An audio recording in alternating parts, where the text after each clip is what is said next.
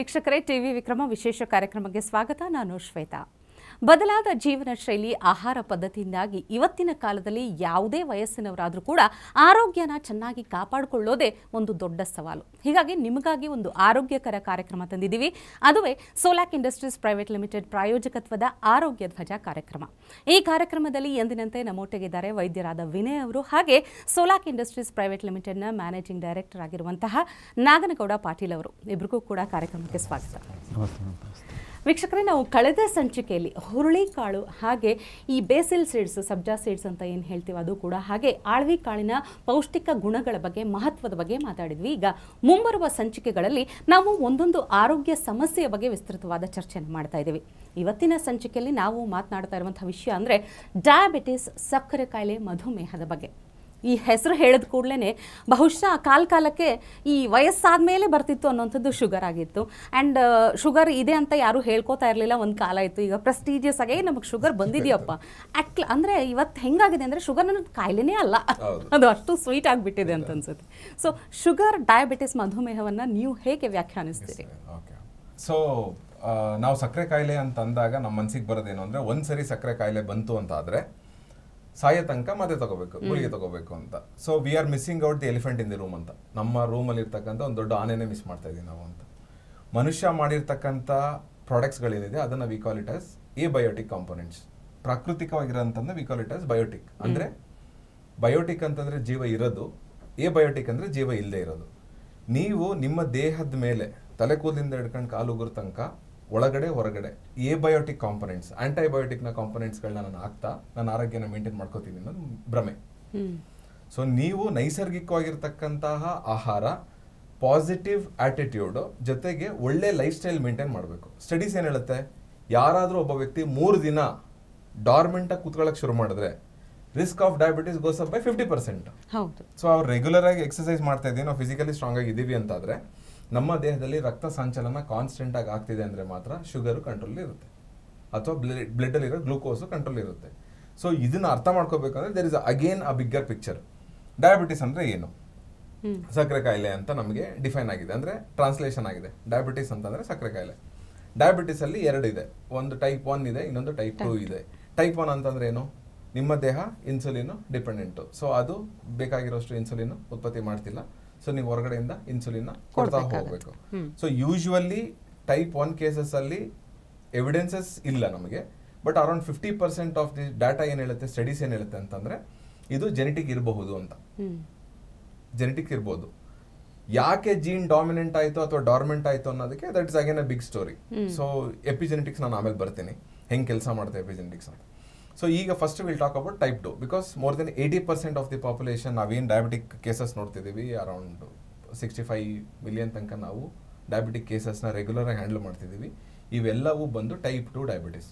Type 2 diabetes ಅಂತಂದ್ರೆ ಏನು, ನಮ್ಮ ದೇಹದಲ್ಲಿರೋ ಸಕ್ಕರೆಗೆ ಇನ್ಸುಲಿನ್ ಉತ್ಪತ್ತಿ ಆಗ್ತಿದೆ, ಅದು ರೆಕಗ್ನೈಸ್ ಮಾಡ್ತಿಲ್ಲ.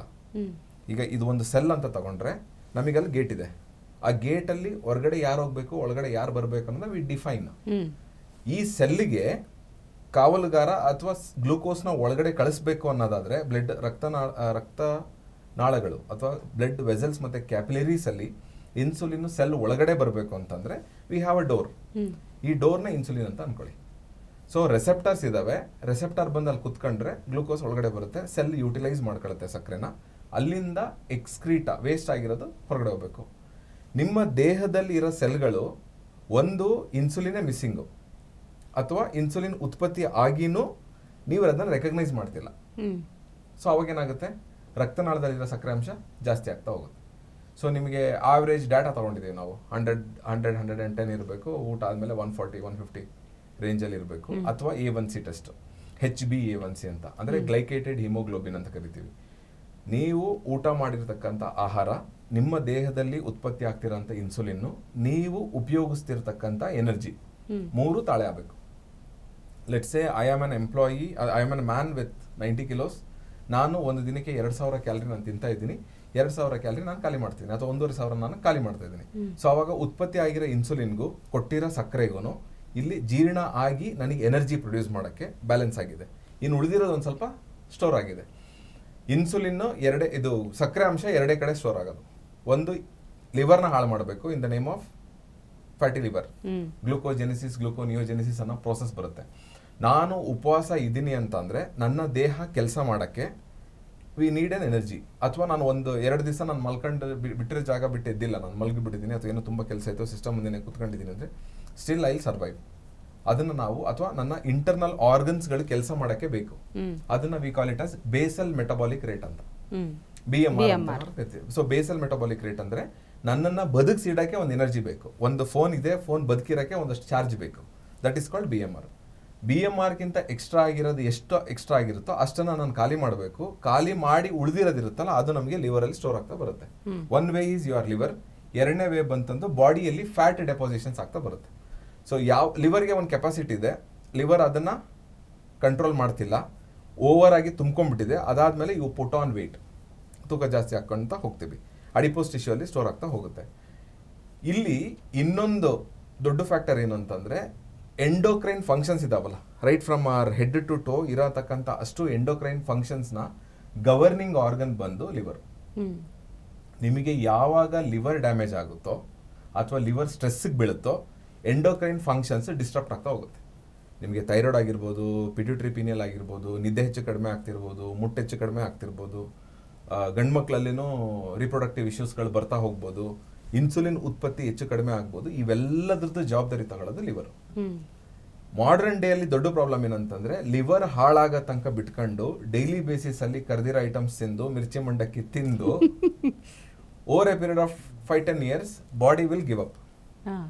ನನಗೆ ನೀನು ಊಟ ಮಾಡ್ತಿರೋ ಊಟ ನನಗೆ ಇಷ್ಟ ಆಗ್ತಿಲ್ಲ, ನಾನು ಜೀರ್ಣ ಮಾಡ್ಕೋತಿಲ್ಲ, ನನಗೆ ಇನ್ಮೇಲೆ ಕೆಲಸ ಮಾಡಕ್ ಆಗಲ್ಲ ಅಂತ ಒಂದು ಟೆಂಪ್ರವರಿಯಾಗಿ ಶಟ್ ಡೌನ್ ಆಗುತ್ತೆ.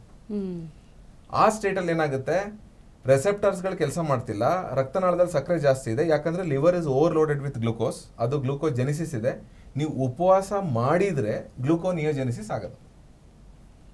ಉಪವಾಸನೆ ಮಾಡ್ತಿಲ್ವಲ್ಲ, ಒಂದ್ ಮನುಷ್ಯನಿಗೆ ಆನ್ ಅನ್ ಆವರೇಜ್ ಆಚಾರ್ಯರು ಏನ್ ಹೇಳ್ತಾರೆ, ದಿನಕ್ಕೆ 2 ಹೊತ್ತು ಊಟ ಸಾಕು ನಮಗೆ. ಇಫ್ ಯು ಆರ್ 1 ಹೊತ್ತು ಉಂಡೋನು ಯೋಗಿ, 2 ಹೊತ್ತು ಉಂಡೋನು ಭೋಗಿ, 3 ಹೊತ್ತು ಉಂಡೋನು ರೋಗಿ ಅಂತ.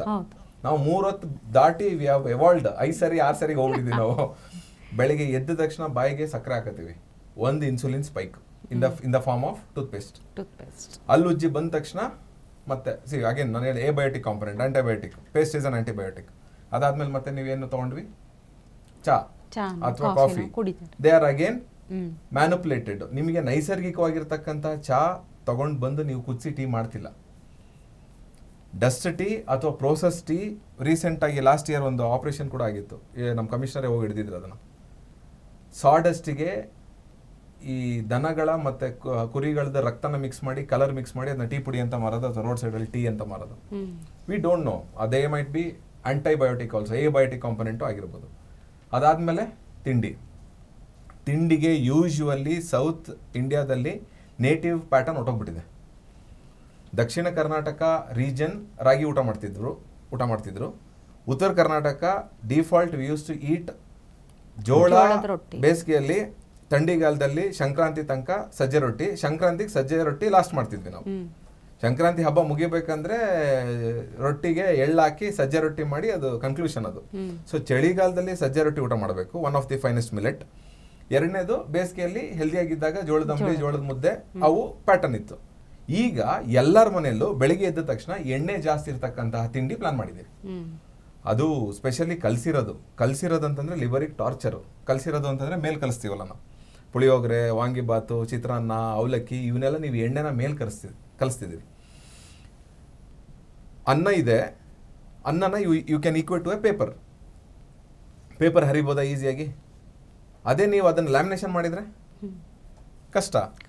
ನಮ್ಮ ಬಾಡಿಗೂ ಹಂಗೆ ಟಾರ್ಚರ್ ಆಗುತ್ತೆ. ನೀವು ಚೆನ್ನಾಗಿ ಬೇಯಿಸಿರೋ ಅನ್ನ ಕೊಡೋದು ಬೇರೆ, ನೀವು ಅನ್ನ ಮಾಡಿದಿರಿ ಅದ್ರ ಮೇಲೆ ಮತ್ತೆ ನೀವು ಎಣ್ಣೆ ಹಚ್ಚಿ ಕೊಟ್ಟಿದ್ದೀರಿ in the form of chitranna, puliyogare, fried rice ಅಂತ ಏನ್ ಕರಿತೀವಿ ನಾವು. ಸೊ ಏನಾಗುತ್ತೆ, we are adding extra oil. Body digestion mechanism ಅನ್ನೋದೇ ಬ್ಯೂಟಿಫುಲ್ ಮೆಕ್ಯಾನಿಸಮ್. ನೋಡ್ತೀರಿ, ಸ್ಮೆಲ್ ಬರುತ್ತೆ, ಏನ್ ಮಾಡಿರೋದು ಅಂತ ಮನೆಗೆ ಹೇಳಿದ ತಕ್ಷಣ ಅಮ್ಮ ಏನ್ ಮಾಡಿದೆ ತಿಂಡಿ, ರೊಟ್ಟಿ ಸುಟ್ಟಿದ್ದೀನಿ. So there is an information for your brain. Digestion ಆಗ್ಬೇಕಂತಂದ್ರೆ ನಿಮ್ಮ ದೇಹದ ಪಂಚೇಂದ್ರಿಯಗಳು ಕೆಲ್ಸಕ್ಕೆ ಬರ್ತವೆ. ಕಣ್ಣು ನೋಡಿದಿರಿ, ವಾಸನೆ ಬರುತ್ತೆ, ನಿಮ್ಮ ಬ್ರೈನ್ ಪ್ರೋಸೆಸ್ ಮಾಡುತ್ತೆ. ನಿಮ್ಮ ಕೈಯಲ್ಲಿ ಮುಟ್ಟಿದ ತಕ್ಷಣ ಯಾವ ಟೆಕ್ಸ್ಚರ್ ಇದೆ, ಯಾವ ಕನ್ಸಿಸ್ಟೆನ್ಸಿ ಇದೆ ಅದ್ರ ಮೇಲೆ. Skin is the largest sense organ.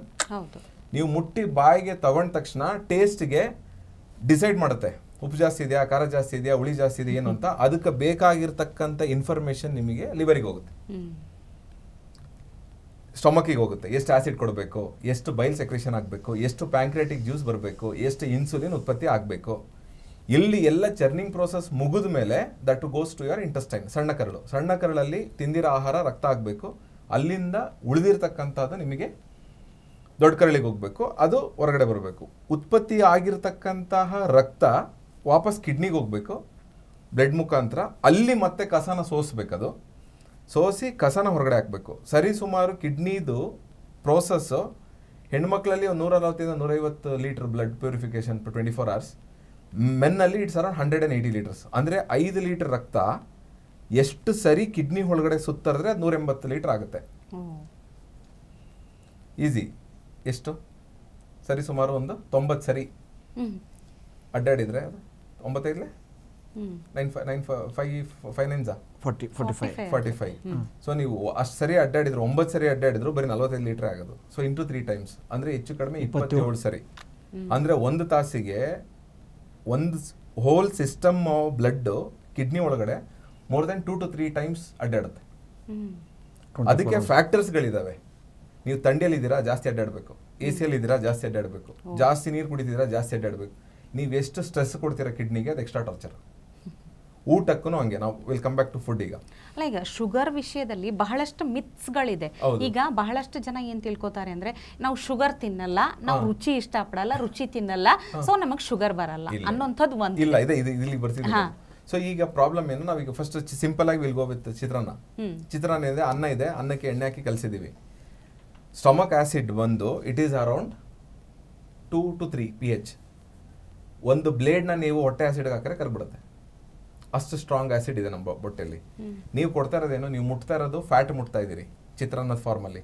ಜಗದಾಗ ಅರ್ಧಂಬರ್ಧ ಜಗದ್ರಿ, ಸರಿಯಾಗಿ ಜಗದಿಲ್ಲ ಅಂತಂದ್ರೆ ಹೊಟ್ಟೆ ಒಳಗಡೆ ಬೋಲಸ್ ಆಗಿ ಗಟ್ಟಿಂದ ಹೊಟ್ಟೆ ಒಳಗಡೆ ಹೋಗ್ಬೇಕಾದ್ರೆ ಬಾಡಿ ಸ್ಟೇಟ್ ಆಫ್ ಕನ್ಫ್ಯೂಷನ್. ಇವನು ಎಣ್ಣೆ ತಿಂತಾ ಇದ್ದಾನ, ಕಾರ್ಬೋಹೈಡ್ರೇಟ್ಸ್ ತಿಂತಾ ಇದ್ದಾನ, ಫ್ಯಾಟ್ಸಾ ಕಾರ್ಬ್ಸಾ ಹೋಲ್ಡ್ ಮಾಡುತ್ತದು. ಬಂದ ಮೇಲೆ ಲೆಟ್ ಮಿ ಸಿ ಅಂತ. ಸೊ ನೀವು ಒಂದು ಟಿಫನ್ ಬಾಕ್ಸಲ್ಲಿ ಚಿತ್ರಾನ್ನ ಹಾಕ್ಬಿಟ್ಟು ಹೊರಗಡೆ ಒಂದು ಕಾಂಪೌಂಡ್ ಮೇಲೆ ಇಟ್ಟರೆ ಏನಾಗುತ್ತೆ, ಒಂದು 2 hour ಬಿಸಿಲಲ್ಲಿ ಕಲ್ ತರ ಆಗುತ್ತೆ ಅಥವಾ ಹಾಳಾಗ್ಬಿಡುತ್ತೆ. ಬೇಸಿಕಲಿ ಹಳಸುತ್ತೆ ಅದು. ನಮ್ಮ ಹೊಟ್ಟೆನೂ ಹಂಗೆ. ಅದು ಕರೆಕ್ಟ್ ಟೈಮಿಗೆ ಜೀರ್ಣ ಆದ್ರೆ ಅದು ನ್ಯೂಟ್ರಿಷನ್, ಜೀರ್ಣ ಆಗ್ಲಿಲ್ಲ ಅಂದ್ರೆ ಆಮ, ವಿಷಾಮ. ಸೊ ಯಾವಾಗ ಟಾಕ್ಸಿಸಿಟಿ ಪ್ರೊಡ್ಯೂಸ್ ಆಗುತ್ತಲ್ಲ, ಬ್ಲಡ್ ಕಲುಷಿತ ಆಯ್ತು.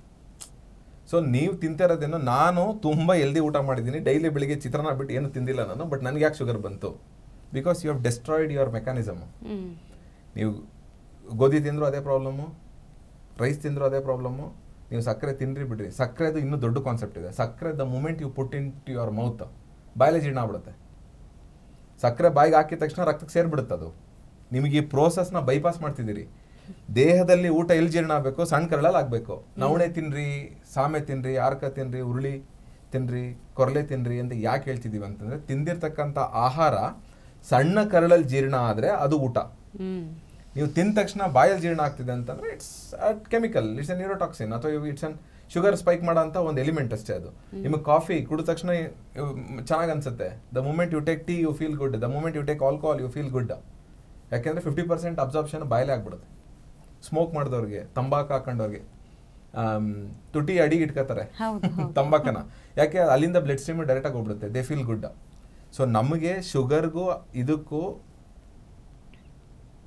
ವಾಟ್ ಯು ಕಾಲ್, ನಿಮಗೆ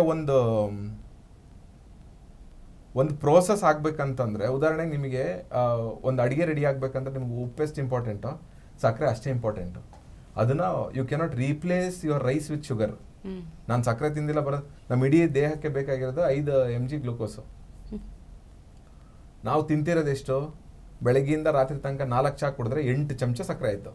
ನಮ್ಮ ದೇಹ 24 ತಾಸಲ್ಲಿ ಜೀರ್ಣ ಮಾಡ್ಕೊಳಕ್ ಆಗದೇ 2 ಚಮಚ ಸಕ್ಕರೆ. ಈಗ ಶುಗರ್ ಲೆಸ್ ಕುಡಿಯೋರ್ಗೆ ಏನ್ ಹೇಳ್ತೀರಿ? ಅಲ್ಲ, ಅದೇ ಶುಗರ್ ಲೆಸ್ ಅಂದ್ರೆ ನೀವು ಊಟ ಮಾಡ್ತಿರೋದೇ ರಾಂಗ್ ಆಗಿ ಮಾಡಿ, ನಾನು ಶುಗರ್ ಲೆಸ್ ಒಂದು ಮಾಡ್ತಿದ್ದೀನಿ ಅಂದ್ರೆ it's not a ritual to do. ಅಲ್ಲ, ಅದು ಬಹಳಷ್ಟು ಜನರಲ್ಲಿ ಇರುತ್ತೆ. ಶುಗರ್ ಲೆಸ್ ಕುಡಿದ್ರೆ ಎಷ್ಟು ಸಲನೂ ಕುಡಿಬಹುದು ಅನ್ನೋ ಒಂದು. ಅಲ್ಲ, ನೀವು ಪ್ರತಿ ಸರಿ ಬಾಯಲ್ಲಿ ಏನಾದ್ರು ಹಾಕ್ದಾಗ ಹೊಟ್ಟೆಗೆ ಹಾಕ್ತಿದ್ರಿ ಅಂತಂದ್ರೆ ಹೊಟ್ಟೆ ಮೆದುಳಿಗೆ ಇನ್ಫಾರ್ಮೇಷನ್ ಕಳಿಸ್ಬೇಕು, ಮೆದುಳು ಇನ್ಸುಲಿನ್ ಇನ್ಫಾರ್ಮೇಷನ್ ಕಳಿಸ್ಬೇಕು. Every time you put something into your mouth, insulin ಬಿಡುಗಡೆ ಮಾಡಕ್ಕೆ ಶುರು ಮಾಡುತ್ತೆ. ಹ್ಯೂಮನ್ ಎವಲ್ಯೂಷನ್ಲಿ ಕಳೆದ 150 ವರ್ಷ, 1000 ವರ್ಷ, 2000 ವರ್ಷದಲ್ಲಿ ನೋಡಿದ್ರೆ ಹ್ಯೂಮನ್ ಎವಲ್ಯೂಷನ್ ಅಂತ ಏನು ಗ್ರೇಟ್ಲಿ ಎವಲ್ವ್ ಆಗಿಲ್ಲ. ನಾವು ಮೊದಲೇ 2 ಕೈ ಕಾಲಿದ್ದು, ಈಗಲೂ 2 ಕೈ ಕಾಲಿದ್ದಾವೆ, ತಲೆ ಮಾತ್ರ ಒಂದು ಸ್ವಲ್ಪ ಜಾಸ್ತಿ ಉಪಯೋಗಿಸೋಕೆ ಶುರು ಮಾಡಿದ್ವಿ ಬಿಕಾಸ್ ಆಫ್ ಟೆಕ್ನಾಲಜಿ. ಕೈ ಕಾಲು ಉಪಯೋಗಿಸೋದು ಕಡಿಮೆ ಮಾಡ್ತಿದ್ದೀವಿ. ಸೊ ಕೈ ಕಾಲು ಉಪಯೋಗಿಸೋದು ಕಡಿಮೆ ಮಾಡ್ತಿದ್ದೀವಿ ಅಂತಂದ್ರೆ ಮಸಲ್ಸಿಗೆ ಕೂಡ ಸಕ್ಕರೆನೂ ಕಡಿಮೆ ಮಾಡಬೇಕು. ನಮಗೆ ಆಗ್ತಿರೋದೇನು, we are been overfed. ಆಮೇಲೆ junk we are eating lot of junk. Junk ಅಂದ್ರೆ ನಾನು ಹೇಳಿದ್ನಲ್ಲ, ಈಗ ನಿಮಗೆ ಬರೇ ಪಲಾವ್ ಮಾಡಿದ್ರೆ ಸ್ಯಾಟಿಸ್ಫೈ ಆಗಲ್ಲ, ಅದಕ್ಕೆ ಮೊಸರು ಬಜ್ಜಿ ಬೇಕು. ಅದು ವಿರುದ್ಧ ಆಹಾರ ಆದರೂ ಪರವಾಗಿಲ್ಲ, ತಿನ್ಬೇಕು, ಮೊಸರು ಜೊತೆಗೆ ತಿನ್ಬೇಕು. ಪರಾಟ ಮಾಡ್ಕೊಂಡಿದ್ದಾರೆ, ಫಸ್ಟ್ ಆಫ್ ಆಲ್ ಆಲೂಗಡ್ಡೆ ಗೋಧಿ ಡೈಜೆಸ್ಟ್ ಆಗಲ್ಲ ಸೌತ್ ಇಂಡಿಯನ್ಸ್ಗೆ. ಸುಮಾರು ಜನ ಫುಡ್ ಇಂಟಾಲರೆನ್ಸ್ ಅಲರ್ಜಿಗೆ ಬರ್ತಾರೆ, ಅವ್ರು ಇಂಟಾಲರೆನ್ಸ್ ಇರುತ್ತೆ. ಮತ್ತು ಅವ್ರು ತಿನ್ನೋದೇನು ಅದನ್ನ ಅದ್ರ ಜೊತೆಗೆ ಮೊಸರಿನ ಜೊತೆಗೆ ತಿನ್ಬೇಕು ಅವರು. ಸೊ ನೀವು ಬರೀ ರಾಂಗ್ ಕಾಂಬಿನೇಷನ್ ಫುಡ್ ಹಾಕಿ ಬಾಡಿ ಕನ್ಫ್ಯೂಸ್ ಮಾಡಿಸಿ ಇನ್ಸುಲಿನ್ ಬಿಡುಗಡೆ ಮಾಡಬೇಕಾ ಬೇಡವಾ ಅಂತಿದ್ದಾಗ ಆಟೋಮೆಟಿಕ್ಕಾಗಿ ಶುಗರ್ ಸ್ಪೈಕ್ ಆಗುತ್ತೆ. ನಾನು ತುಂಬ ಹೆಲ್ದಿ ಲೈಫ್ ಸ್ಟೈಲ್ ಮೇಂಟೈನ್ ಮಾಡಿದ್ದೀನಿ, ನಾನು ಸಕ್ಕರೆನೇ ತಿಂದಿಲ್ಲ, ನಾನು ಬರೀ ದಿನಕ್ಕೊಂದು 10 ಚಾ ಕುಡಿತಿದ್ದೆ ಶುಗರ್ಲೆಸ್ ಅಂದರೆ 10 ಸರಿ ಇನ್ಸುಲಿನ್ ಸ್ಪೈಕ್ ಮಾಡಿದ್ದೀರಲ್ಲ ನೀವು. ಬೆಳಿಗ್ಗೆ ಹಲ್ಲುಜ್ಜಕ್ಕೆ ಶುರು ಮಾಡಿದಾಗ ಇನ್ಸುಲಿನ್ ಸ್ಪೈಕ್ಸ್ ಶುರುವಾಗಿರೋದು, ರಾತ್ರಿ ವಾಪಸ್ಸು ಸಕ್ಕರೆ ಇರೋ ಪುಡಿ ಪೇಸ್ಟ್ ಹಾಕೊಂಡು ಹಲ್ಲುಜ್ಜ ತನಕನೂ you have been triggering your insulin. ಪ್ಯಾಂಕ್ರಿಯಾಸಿಗೆ ಕೊಡು ಇನ್ಸುಲಿನ್ ಕೊಡು. It's like literally begging. So ಈಗ ಯಾವುದೇ ಆಗಲಿ ಡಯಾಬಿಟಿಸ್ ಅಂತ ಹೇಳಿದ್ರೆ, ಈಗ ಆಹಾರ ಪದ್ಧತಿ ಏನು ತಿಂತೀವಿ ಅದನ್ನ ಹೇಗೆ ಕರಗಿಸ್ಕೊಳ್ತಾ ಇದ್ದೀವಿ, ಅದಕ್ಕೆ ಎಷ್ಟು ಫಿಸಿಕಲ್ ವರ್ಕ್ ಆಗ್ತಿದೆ, ಅದೆಲ್ಲದ್ರ ಬಗ್ಗೆ. ಆದರೆ ಈಗ ಇದ್ರ ಎಫೆಕ್ಟ್ಸ್ ಅಂತ ಮಾತಾಡೋದಾದ್ರೆ, ಸೊ ನೀವು ಮೊದಲೇ ಹೇಳಿದ್ರಿ ಈ ಡಯಾಬಿಟಿಸ್ ಬಂದ ತಕ್ಷಣ ಒಂದು ಸಲ ಗುಳಿಗೆ ಅಂತ ಶುರು ಮಾಡಿಬಿಟ್ರೆ ಲೈಫ್ ಲಾಂಗ್ ತಗೋಬೇಕು ಅನ್ನೋದು, ಅದನ್ನು ತಪ್ಪಿಸ್ಲಿಕ್ಕೆ ಏನು ಮಾಡಬೇಕು ಅಂತ ಹೇಳಿ. ಕರೆಕ್ಟ್. ಸೊ ಇದು ಒಂದು ದೊಡ್ಡ ಪ್ಲೆಥೋರ ಆಫ್ ಆಪ್ಷನ್ಸ್ ನಿಮಗೆ, ದೊಡ್ಡದು ಇದೊಂಥರ ಟಾರ್ಪಲ್ ಥರ. ಇದರಲ್ಲಿ ಎಲ್ಲೋದ್ರೂ ನೀವು ಕಾಪಾಡ್ಕೋಬೋದು ನಿಮ್ಮನ್ನು. ಫಸ್ಟ್ ಆಫ್ ಆಲ್ ಸಕ್ಕರೆ ಬಂದಿದ್ದೀವಲ್ಲ ಅಂತ ಗೊತ್ತಾಗೋದು ಹೆಂಗೆ ಅಂತ ಅಂದರೆ, ನೀವು ಪ್ಲಾಸ್ಮಾ ಶುಗರ್ನ ಚೆಕ್ ಮಾಡಿದ್ರೆ ಅಲ್ಲ, ಊಟಕ್ಕಿಂತ ಮುಂಚೆ ಊಟ ಆದಮೇಲೆ ಅಂತ ಚೆಕ್ ಮಾಡ್ತೀವಲ್ಲ, that is called plasma sugar. ನೀವು 4 ಕಾಲಲ್ಲಿ ತೆಗೆದ್ರೆ 4 ಬೇರೆ ಬೇರೆ ರೀಡಿಂಗ್ಸ್ ಬರುತ್ತೆ, 10 ಬೆರಳಲ್ಲಿ ತೆಗೆದ್ರೆ 10 ಬೇರೆ ಬೇರೆ ರೀಡಿಂಗ್ಸ್ ಬರುತ್ತೆ. ಓಕೆ. ಸೊ ಅದನ್ನ ಮಾಡಿಸಿ ಅದರಲ್ಲಿ ಡಿಸೈಡ್ ಮಾಡ್ಕೊಳ್ಳೋದು ತಪ್ಪು.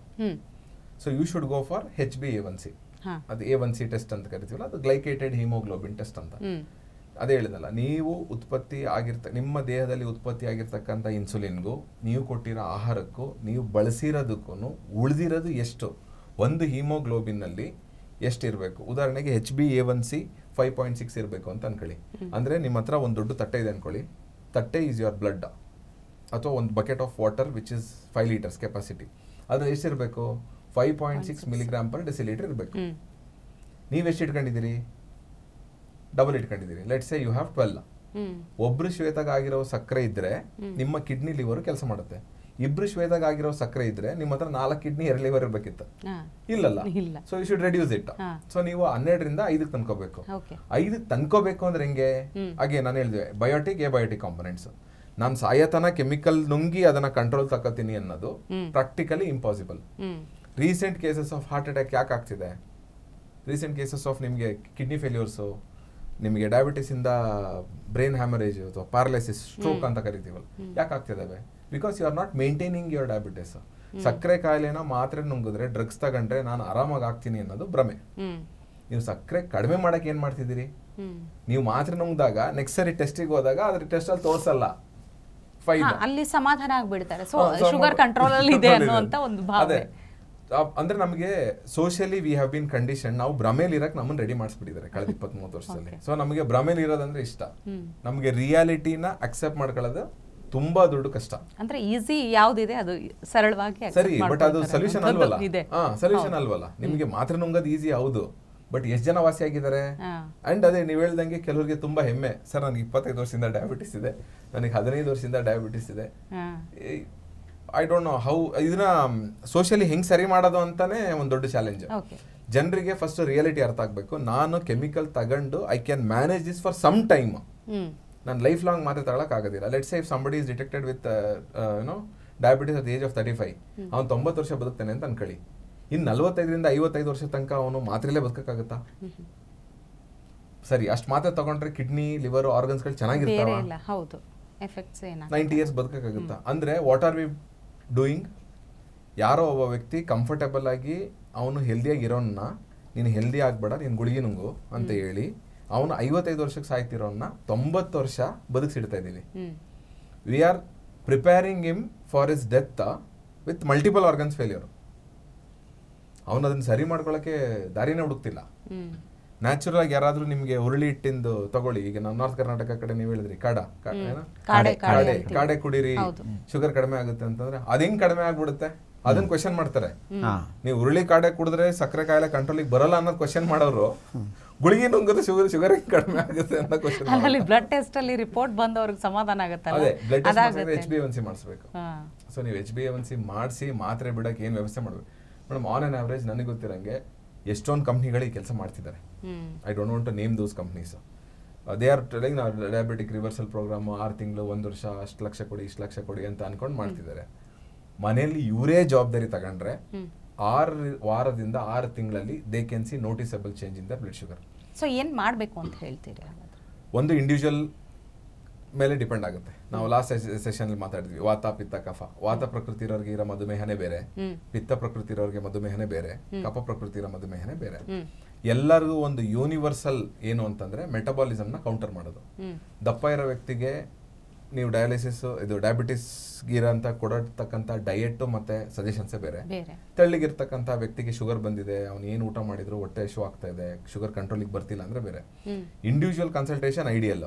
ಬಟ್ ಓವರ್ ವ್ಯೂ ಆಗಿ ನಾವು ನೋಡೋದಾದ್ರೆ number of calories what we put into our body and the quality of quantities what we put into our body.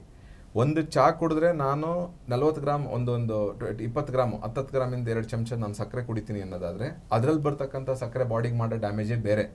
ನೀವು ಒಂದು ಆಪಲ್ ತಿಂತೀರಿ ಅಥವಾ ಒಂದು ಬೌಲ್ ಪಪ್ಪಾಯ ತಿಂತೀರಿ ಅಂದ್ರೆ ಅದರಿಂದ ಬರ್ತಕ್ಕಂಥ ಸಕ್ಕರೆ ಅಂಶ ಬಾಡಿಯಲ್ಲಿ ಆಕ್ಟ್ ಮಾಡೋದೇ ಬೇರೆ. ಸಕ್ಕರೆ is a man made antibiotic, abiotic component. ಸಕ್ಕರೆ ಬೇರೆ. ಆದ್ರೆ ಅಗೇನ್ ಅಲ್ಲೂ ಒಂದಷ್ಟು ಜನ ಮ್ಯಾನಿಪುಲೇಟ್ ಮಾಡೋರು ಇದ್ದಾರೆ ಯೂಟ್ಯೂಬ್ ಅಲ್ಲಿ. ಬೆಳಿಗ್ಗೆ ಎರಡು ಒಂದೇ ತರ ಅನ್ನೋರು ಇದ್ದಾರೆ. ನ್ಯಾಚುರಲಿ ಬಂದಿರೋದು ಈ ಮನುಷ್ಯ ಕ್ರಿಯೇಟ್ ಎರಡು ಒಂದೇ. ಈ ಆಪಲ್ ತಿನ್ಬೇಡಿ ಶುಗರ್ ಇದೆ ಅದರಲ್ಲಿ, ಅದನ್ನ ಇದು ಮಾಡೋದು. ಅದು ಒಂದಿದೆ. ಎರಡನೇದೇನು ಅಂತಂದ್ರೆ ನೀವು ಬೆಳಿಗ್ಗೆ ತಕ್ಷಣ ಖಾಲಿ ಹೊಟ್ಟೆಲಿ ಹಣ್ಣು ತಿನ್ರಿ, ರಾತ್ರಿ ಮಲ್ಕೊಳ್ಬೇಕಾದ್ರೆ ಹೊಟ್ಟೆ ತುಂಬಾ ಹಣ್ಣು ತಿನ್ರಿ.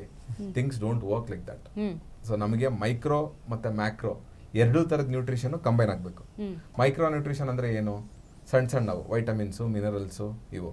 ಮ್ಯಾಕ್ರೋ ಅಂದ್ರೆ ಏನು? Proteins carbs fat. ದೇಹದಲ್ಲಿ ಫ್ಯಾಟ್ನ ಮತ್ತೆ ಗ್ಲೂಕೋಸ್ನ ಕಾರ್ಬೋಹೈಡ್ರೇಟ್ಸ್ನ ಹಿಡಿದು ಇಟ್ಕೊಳ್ಳೋ ಮೆಕಾನಿಸಮ್ ಇದೆ, ಪ್ರೋಟೀನ್ ಮೆಕಾನಿಸಮ್ ಇಲ್ಲ. ಆದ್ರೆ ಪ್ರೋಟೀನ್ ಹಿಡಿದು ಇಟ್ಕೊಳ್ಬೇಕು ಅಂತ ನೀವೇನಾದ್ರೂ ಮಾಡಕ್ ಹೋದ್ರೆ ಕಪ್ಪ ಕಟ್ಟುತ್ತೆ ದೇಹ. ಅದರಿಂದ ಮತ್ತೆ ಇನ್ನೊಂದು ಕಾಂಪ್ಲಿಕೇಶನ್, ನಿಮ್ಮ ದೇಹದಲ್ಲಿ ಕಾನ್ಸ್ಟೆಂಟ್ ಆಗಿ ಏನಿರಬೇಕು? ಇಮ್ಯುನಿಟಿ ಇರಬೇಕು, ಬ್ಲಡ್ ಪ್ರೊಡಕ್ಷನ್ ಆಗಬೇಕು. ಕೆಂಪು ರಕ್ತ ಕಣದ ಆಯಸ್ಸು 90ರಿಂದ 120 ದಿವಸ, 3 to 4 months.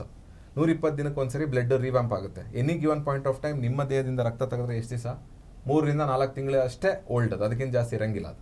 ಸೊ ನೀವು ಇವತ್ತು ಡಯಟ್ ಶುರು ಮಾಡಿದ್ರಿ ಅಂತಂದ್ರೆ ಅದು ನಿಮ್ ಫುಲ್ ಸರಿ ಆಗಕ್ಕೆ ಯು ನೀಡ್ ಅಟ್ಲೀಸ್ಟ್ 120 days. ಈಗ ಆಮೇಲೆ ಡಯಟ್ ಅಂದ್ರೆ ಏನೋ ಉಪವಾಸ ಬಿಡಿರೋದು, ಯಾವ್ಯಾವ ಡ್ರಿಂಕ್ಸ್ ಕುಡಿಯೋದು, ಶೇಕ್ಸ್ ಕುಡಿಯೋದು. ನಾನು ಯಾವುದೋ ಒಂದು ಅಡ್ವರ್ಟೈಸ್ ನೋಡ್ತಿದ್ದೆ, ಪ್ರತಿಷ್ಠಿತ ಕಂಪನಿಯವರು, ಸಕ್ಕರೆ ಹಾಕೊಳ್ಳೋದು ಬಿಟ್ಟಿದ್ಯಾ ನೀನು? ಬಿಟ್ಟಿದ್ದೀನಿ. ಅದು ಶುಗರ್ ಕಂಟ್ರೋಲ್ ಬಂದಿದೆಯಾ? ಇಲ್ಲ. ಹಂಗಾರೆ ನೀನು ಅದನ್ನ ಕುಡಿಬೇಡ ಇದನ್ನ ಕುಡಿ ಅಂತ. ಇದರಲ್ಲಿ ನಾವು ಫೈಬರ್ ಸೇರಿಸಿದೀವಿ ಅಂತ. ಯಾಕೆ ನಮ್ಮ ನಮ್ಮ ಟ್ರೆಡಿಷನಲ್ ಇಂಡಿಯನ್ ಕುಕಿಂಗ್ ಅಲ್ಲಿ ಫೈಬರ್ಸ್ ಇರಲಿಲ್ವಾ? ಸಾಕಷ್ಟಿದೆ, ಹೇರಳವಾಗಿದೆ.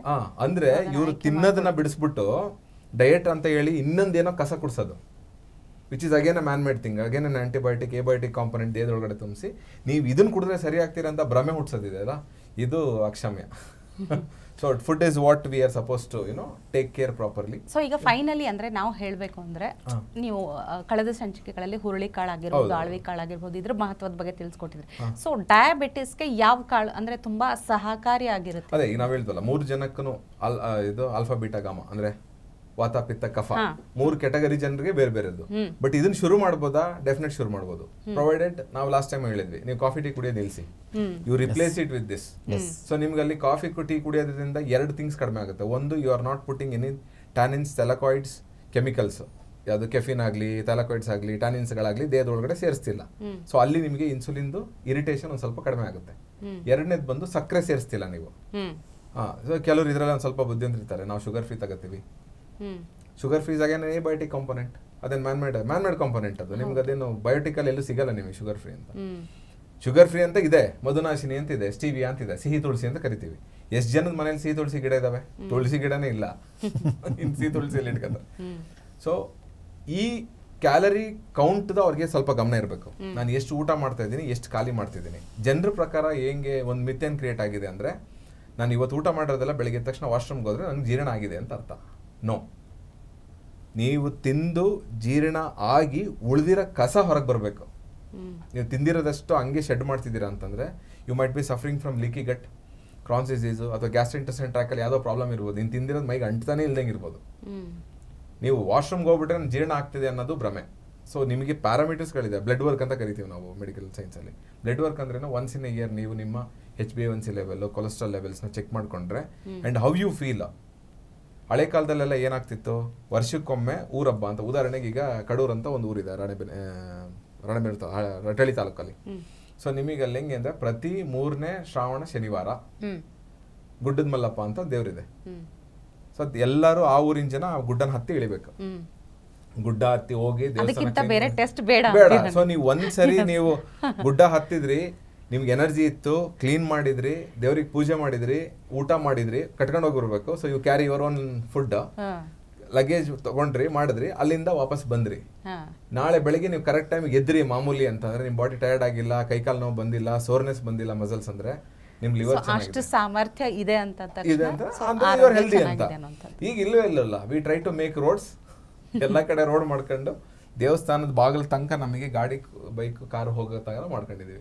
ಸೊ ನಮ್ಗೆ ಆ ಪ್ಯಾರಾಮೀಟರ್ಸ್ ಇಲ್ಲ. ತಿರುಪತಿಯಲ್ಲಿರೋ ಬೆಲ್ಟಲ್ಲಿ ಇರೋ ಜನ ತಿರುಪತಿನ ಹತ್ತಿಳಿದ್ರೆ ದೇ ಹ್ಯಾಡ್ ಎ ಕ್ಲಾರಿಟಿ. ಮೈಸೂರಲ್ಲಿ ಇರೋ ಜನ ಚಾಮುಂಡಿ ಬೆಟ್ಟ ಹತ್ತಿಳಿದ್ರೆ ದೇ ಹ್ಯಾಡ್ ಎ ಕ್ಲಾರಿಟಿ. ಈಗ ಎಷ್ಟು ಜನ ಚಾಮುಂಡಿ ಬೆಟ್ಟಕ್ಕೆ ನಾವು ಮೆಟ್ಲಲ್ಲಿ ಹತ್ತೀವಿ, ನಡ್ಕೊಂಡು ಹೋಗ್ತೀವಿ. ಸೊ ಇಫ್ ಯು ಆರ್, ನಿಮ್ಮ ಬಾಡಿ ಗೊತ್ತಾಗ್ಬಿಡುತ್ತೆ ಮೇಡಮ್. ಲಾಸ್ಟ್ ಇಯರ್ ಹೆಂಗಿದ್ದೆ ನಾನು, ಈ ವರ್ಷ ಹಂಗೆ ಇದ್ದೀನ. ಸೊ ಈಗ ಆಕ್ಚುಲಿ ಇನ್ನೂ ಈಸಿ. ನಿಮ್ಮ ಹತ್ರ ಫೋಟೋಗಳು ಅದೇ ತೋರಿಸುತ್ತೆ ನಿಮಗೆ, ಲಾಸ್ಟ್ ಇಯರ್ ದಿಸ್ ಟೈಮ್ ಅಂತ. ನಿಮಗೆ ಸೋಷಿಯಲ್ ಮೀಡಿಯಾದ ತೋರಿಸಿದ್ರೆ ನಿಮ್ಗೆ ಕ್ಯಾಮ್ರಾಗಳು ತೋರಿಸ್ತಾರೆ. ಹೋದ ವರ್ಷ ಇದ್ದಷ್ಟೇ ಚೆನ್ನಾಗಿ ನಾನು ಈ ವರ್ಷನೂ ಕಾಣಿಸ್ತಾ ಇದ್ದೀನಿ, ಅಥವಾ ಹೋದ ವರ್ಷ ಇದ್ದಂಗೆ ಈ ವರ್ಷ ಇದ್ದೀನಿ, ಅಥವಾ ಇನ್ನೂ ಇಂಪ್ರೂವ್ ಆಗಿದ್ದೀನ. Do I look good? ನನ್ನ ಸ್ಕಿನ್ ಕ್ವಾಲಿಟಿ ಚೆನ್ನಾಗಿದೆಯಾ, ನನ್ನ ಕಣ್ ಕ್ವಾಲಿಟಿ ಚೆನ್ನಾಗಿದೆಯಾ, ನನ್ನ ನಿದ್ದೆ ಕ್ವಾಲಿಟಿ ಇಂಪ್ರೂವ್ ಆಗಿದೆಯಾ, ನಾನು ಕಂಫರ್ಟಬಲ್ ಆಗಿ 6-7 ತಾಸು ಮಲ್ತಿದ್ದೀನ. ಒಂದು ಸ್ಲೀಪ್ ಸೈಕಲ್ 1.5 ತಾಸು, 5 ಸ್ಲೀಪ್ ಸೈಕಲ್ ಆವ್ರೇಜ್. ಒಬ್ಬ ವ್ಯಕ್ತಿ 5 ಸ್ಲೀಪ್ ಸೈಕಲ್ ಬೇಕು ಅಂತಂದ್ರೆ ಹೆಲ್ದಿಯಾಗಿರಕ್ಕೆ 7.5 ತಾಸು ಆಯ್ತು. ಸೊ ರಾತ್ರಿ 8-9 ಗಂಟೆಗೆ ಮಲ್ಕೊಂಡ್ರೆ ನಾನು ಬೆಳಿಗ್ಗೆ ಕರೆಕ್ಟಾಗಿ 5:30-6 ಗಂಟೆಗೆ ಹೇಳ್ತಿದ್ದೀನ. ನಾನು 11 ಗಂಟೆಗೆ ಮಲ್ಕೊಂಡು ಬೆಳಿಗ್ಗೆ 11 ಗಂಟೆಗೆ ಎದ್ದು ಕಂಪ್ಲೀಟ್ ನಿದ್ದೆ ಆಯ್ತು, ಸುಳ್ಳು. ಸೊ ನೀವು ಮಲ್ಕೋಬೇಕು. Early to bed early to rise makes the man healthy wealthy and wise ಅಂತ ಗಾದೆ ಇದೆ. ಸೊ ನೀವು ಫಸ್ಟ್ ರಾತ್ರಿ ಜಲ್ದಿ ಮಲ್ಕೊಳ್ರಿ, ಕರೆಕ್ಟ್ ಟೈಮ್ ನಿದ್ದೆ ಬರಬೇಕು, ಕರೆಕ್ಟ್ ಟೈಮ್ ನಿದ್ದೆ ಆಗಬೇಕು, ಬೆಳಿಗ್ಗೆ ಹೇಳ್ಬೇಕಾದ್ರೆ ಕರೆಕ್ಟಾಗಿ ಹೇಳ್ಬೇಕು. ಖಂಡಿತ ಸರ್. ಈಗ ನಿಮ್ಮ ಪ್ರಕಾರ ಈಗ ಶುಗರ್ ಕಾಯಿಲೆ ಇರುವಂಥವ್ರು ಇದನ್ನ ಕುಡಿದು ಅಂದರೆ ನಿಮ್ಮ ಅನುಭವದಲ್ಲಿ ಬಂದಿದೆಯಾ, ಇದು ಹೇಗೆ ವರ್ಕ್ ಆಗುತ್ತೆ ಅನ್ನುವಂಥದ್ದು ಈ ಡ್ರಿಂಕ್ಸ್ಗಳಾಗಿರ್ಬೋದು? ಮೇಡಮ್ ಜನರಲಿ ಹೆಂಗಿದೆ ಅಂತಂದರೆ ಎಲ್ರಿಗೂ ಡಾಕ್ಟರ್ ಹೇಳ್ದಂಗೆ ಮೆಡಿಸಿನ್ ಬೇಕು, ಡಯಟ್ ಬೇಡ. ಸಮಸ್ಯೆ ಬರೋದೇ ಅಲ್ಲಿ. ಇವಾಗ ಸರ್ ಹೇಳ್ದಂಗೆ ಶುಗರ್ ಟ್ಯಾಬ್ಲೆಟ್ ತೊಗೊಂಡು ನಮ್ಮ ರಿಲೇಟಿವ್ಸೇ ಇದ್ದಾರೆ, ಭಾಳ ಜನ ಎಕ್ಸಾಂಪಲ್ಸ್ ಇದ್ದಾರೆ. ಹೆಂಗಂದರೆ ಅವರು ರೈಸ್ ಬಿಡಲ್ಲ, ಟೀ ಕಾಫಿ ಬಿಡಲ್ಲ, ವಿತ್ ಶುಗರ್ ಟೀ ಕಾಫಿ ತೊಗೊಂತಾರೆ, ಜೊತೆಗೆ ಟ್ಯಾಬ್ಲೆಟ್ ತೊಗೊತಾರೆ. ಅವ್ರಿಗೇನಂದರೆ ಡಾಕ್ಟರ್ ಹೆಂಗೆ ಸಜೆಸ್ಟ್ ಮಾಡಬೇಕಂದ್ರೆ, ಮೊದಲು ಒಂದು ಸಣ್ಣ ಜ್ವರ ಬಂದರೆ ಫಸ್ಟು ಡಾಕ್ಟರ್ ಹೇಳ್ತಿದ್ದು ಪಥ್ಯ ಅಂತ ಹೇಳ್ತಾ ಇದ್ರು, ಇದನ್ನು ಬಿಟ್ಟು ನೀವು ಟ್ಯಾಬ್ಲೆಟ್ ತೊಗೊ ಅಂತ ಹೇಳ್ತಾ ಇದ್ರು. ಬಟ್ ಇವಾಗಿನ ಡಾಕ್ಟರ್ ಹೆಂಗಿದ್ದಾರೆ ಅಂದರೆ ಭಾಳ ಬ್ಯೂಟಿಫುಲ್ ಇದ್ದಾರೆ, ಯಾರು ಪಥ್ಯ ಹೇಳಂಗಿಲ್ಲ, ಏನು ಬೇಕಾದ ತಿನ್ನಿ, ಟ್ಯಾಬ್ಲೆಟ್ ತೊಗೊಳ್ಳಿ. ಇಲ್ಲಿ ಏನಾಗ್ತಾಯಿದೆ ಅಂದರೆ ಮನುಷ್ಯರಿಗೆ ಹೆಂಗಾಗಿದೆ ಅಂದರೆ, ನನಗೆ ಟ್ಯಾಬ್ಲೆಟ್ ಕೊಡಿ ನೀವು ಅಷ್ಟೇ, ಬೇರೆ ಏನು ಹೇಳಬೇಡಿ, ನಾನು ಏನು ಬದಲಿ ಆಗಲ್ಲ, ನಾನು ಹಿಂಗೆ ಇರಬೇಕು, ನಾನು ಏನು ತಿನ್ಬೇಕು ಅದನ್ನೇ ತಿನ್ನಬೇಕು. ಆ ಥರ ಮನಸ್ಸಿದ್ದು ಇಟ್ಕೊಂಡ್ರೆ ಈದಾಗಲಿ ಯಾವುದು ವರ್ಕ್ ಆಗಲ್ಲ. ಅದಕ್ಕೆ ಸರ್ಟನ್ ಟೈಮಲ್ಲಿ ನೋಡಿ, ಜಸ್ಟ್ ಒಂದು ಕೋಲ್ಡ್ ಬಂದಿದೆ ಅಂತಂದರೆ ಸ್ವಲ್ಪ ಬಿಸಿ ನೀರು ಕುಡಿಯೋದು, ಇದರೆಲ್ಲ ಅಂದರೆ ಮೊದಲಿಂದ ಬಂದಿದ್ದು ಸಿಸ್ಟಮ್. ಆ ಸಿಸ್ಟಮ್ನ ನಾವು ಫಾಲೋ ಮಾಡಿದರೆ ಇಮಿಡಿಯೇಟ್ ನಾವು ಯಾವುದೇ ಒಂದು ಡಿಸೀಸಿಂದ ಹೊರಗೆ ಬರ್ಬೋದು. Little bit diet. ಇವಾಗ ಶುಗರ್ ಬಂದಿದೆ, ಫಸ್ಟ್ ನಂಗೆ ಟೆಸ್ಟ್ ಮಾಡಿಸಿದ ತಕ್ಷಣ ಅಂದರೆ ಇಮಿಡಿಯೇಟ್ ಅವರು ಸರ್ ಹೇಳ್ದಂಗೆ ಚಹಾ ಬಿಡಬೇಕು, ಶುಗರ್ನ ಇಂಟೇಕ್ ಬಿಡಬೇಕು, ಮತ್ತು ಶುಗರ್ ಕಂಟೆಂಟ್ ಲೈಕ್ ರೈಸು ಆ ಥರ ಎಲ್ಲ ಐಟಮ್ನ ಬಿಡಬೇಕು, ಮತ್ತು ವಾಕಿಂಗು, ಲೈಫ್ ಸ್ಟೈಲ್ ಚೇಂಜ್ ಮಾಡಿಕೊಂಡ್ರೆ ಆಟೋಮೆಟಿಕ್ಲಿ ಏನಾಗುತ್ತೆ, ತೊಗೊಳ್ತಿರೋ ಟ್ಯಾಬ್ಲೆಟ್ಗೂ ಅದಕ್ಕೂ ಮ್ಯಾಚ್ ಆಗಿ ಬೇಗ ಕ್ಯೂರ್ ಆಗ್ಬೋದು. ಬಟ್ ಅವ್ರು ಏನಂದರೆ ಯಾರು ಏನಂದರೆ ಲೈಫ್ ಸ್ಟೈಲಲ್ಲಿ ಯಾರು ಕಾಂಪ್ರಮೈಸ್ ಆಗಿ ರೆಡಿ ಇಲ್ಲ. ಬಟ್ ಹಾಗಿದ್ದಾಗ ಎಲ್ಲದೂ ಕಷ್ಟ. ಬಟ್ ಇದೇನಂತಂದರೆ instead of the continuous tablet ತೊಗೊಂಡು ನಮ್ಮ ಕಿಡ್ನಿನ, ಲಿವರ್ನ ಎಲ್ಲ ಡ್ಯಾಮೇಜ್ ಮಾಡ್ಕೊಳೋ ಬದಲಿ ಇವು ಎನ್ಸೆಂಟ್ ಸೀಡ್ಸು ಇವನ್ನ ನಾವು ಬಳಸೋದ್ರಿಂದ ಡೈಲಿ, ಇವಾಗ ಶುಗರ್ ಬಂದಿರೋರು ಅಥವಾ ಬರದೇ ಇರೋರು, ನಾವು ಟೀ ಅಂತೂ ಬೇಕೇ ಬೇಕು ಅಂತ ನಾವು ಫಿಕ್ಸ್ ಆಗಿಬಿಟ್ಟಿದ್ದೀವಿ. ಬಟ್ ಟೀ ಜಾಗದಲ್ಲಿ ಇದನ್ನು ರಿಪ್ಲೇಸ್ ಮಾಡಿ ಅಂತ ಹೇಳ್ತಾ ಇದ್ದೀವಿ. ಇದನ್ನು ರಿಪ್ಲೇಸ್ ಮಾಡೋದ್ರಿಂದ ನಮಗೆ ಒಂದು ಡಯಾಬಿಟೀಸ್ ಬರಲ್ಲ, ಒಂದು ಮತ್ತು ಎನರ್ಜೆಟಿಕ್ ಆಗ್ತೀವಿ, ಮೇನ್ ಎನರ್ಜೆಟಿಕ್ ಆಗ್ತೀವಿ. ಮುಂದೆ ನಾವು ಸಿಕ್ಕಾಗೋದನ್ನು ಅವಾಯ್ಡ್ ಮಾಡಬಹುದು. ಇವಾಗ ನಮಗೆ ಒಂದು ಡೋಸ್ ಬೇಕು, ಮಾರ್ನಿಂಗ್ ಈವ್ನಿಂಗು ಡೋಸ್ ಬೇಕು, ಅದು ಟೀ ಕಾಫಿ ರೂಪದಲ್ಲಿ ಬರ್ತಾ ಇದೆ. ಅದನ್ನು ಸ್ವಲ್ಪ ಚೇಂಜ್ ಮಾಡೋಣ.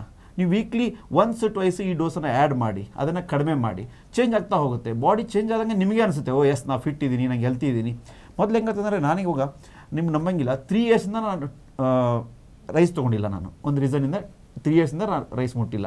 ಮೊದಲು ಹಂಗೆ ಆಗುತ್ತೆ, ಇಷ್ಟೊತ್ತು ನಂಗೆ ಜಾಸ್ತಿ ಕುಂದ್ರಲಿಕ್ಕೆ ಆಗ್ತಿರ್ಲಿಲ್ಲ, ನಂಗೆ ಈ ಥರ ಕುಂದ್ರಕ್ಕೆ ಆಗ್ತಿರ್ಲಿಲ್ಲ, ಸುಸ್ತಾಗೋದು ಅಥವಾ ಮಾತಾಡಲಿಕ್ಕೆ ಎದೆ ಉಸಿರು ಬರೋದು ಹೀಗೆಲ್ಲ ಆಗೋದು. ಬಟ್ ನಾನು ಯಾವಾಗ ರೈಸ್ ಬಿಟ್ಟಿದ್ದೀನಿ 3 ಇಯರ್ಸಿಂದ, ನನಗೆ ಯಾವತ್ತೂ ಆ ಪ್ರಾಬ್ಲಮ್ ಇಲ್ಲ. ಎಷ್ಟೊತ್ತು ನಿಲ್ಬೇಕಂದ್ರೂ ನಿಲ್ತೀನಿ. ಹೀಗೆ ವ್ಯತ್ಯಾಸ ಆಗುತ್ತೆ. ಅಂದರೆ ರೈಸ್ ಊಟ ಮಾಡೋದು ತಪ್ಪು ಅಂತ ನಾನು ಜಸ್ಟಿಫೈ ಮಾಡ್ತಿಲ್ಲ. ರೈಸ್ ಊಟ ಮಾಡೋದು ಕನ್ಸ್ಯೂಮ್ ಮಾಡಬೇಕು. ನಾವು ಡಾಕ್ಟರ್ ಹೇಳಿದ್ರಲ್ಲ ಆಗಲೇ, ನಾವು ಏನೇ ಇಂಟು ತೊಗೊಂಡ್ರು ಅದನ್ನು ಕನ್ಸ್ಯೂಮ್ ಮಾಡಬೇಕು. ಅದು ಕನ್ಸ್ಯೂಮ್ ಮಾಡಲಿಲ್ಲ ಅಂದಾಗ ಅದು ನೆಗೆಟಿವ್ ಎಫೆಕ್ಟ್ ಸ್ಟಾರ್ಟ್ ಆಗುತ್ತೆ.